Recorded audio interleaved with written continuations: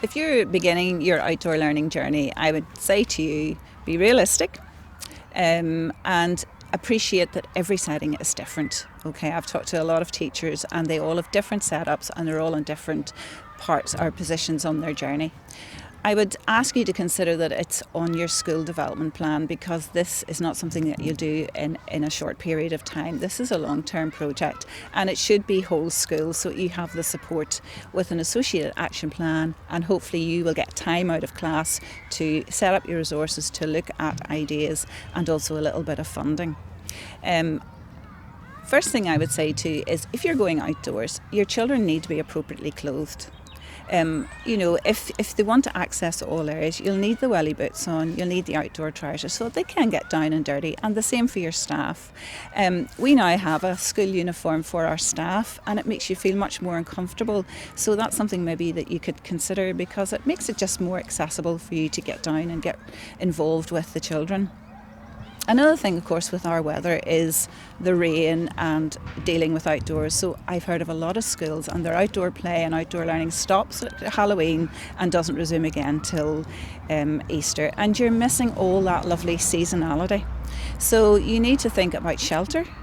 We were able to get a canopy attached to a classroom through Minor Works, so that's maybe something you can investigate. We're just actually today installing another outdoor wooden classroom for our children, and we purchased that through funding through the PTA. And I think the shelter is important, because then it means if you're out, your play or your learning is not disrupted. You've somewhere to come in and shelter. You need to consider storage, because you don't want to be running in and out and taking things in and out. You need to have good storage so that children have access to resources. And then I would say, especially for foundation stage, you need a designated area, because if you don't have something fenced off, you will find the resources from your mud kitchen will end up down on the football pitch. So you need a defined area, so looking creatively at all the areas around your school. And then I would say about resources. So some people think this is a huge investment in money, and it doesn't have to be. So we have a lot of what's called loose parts, and things like crates, pallets, drain pipes, tires. All of those are free and recyclable, and they might be lying at the back of parents' garages. So getting your parents involved, maybe getting your local community involved and seeing what you can get.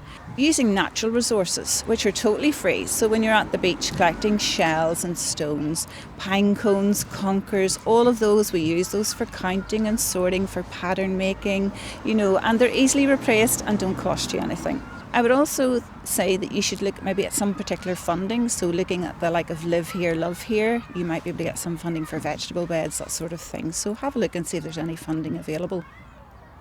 Another important thing if you're setting up your outdoor play is to consider your risk assessments.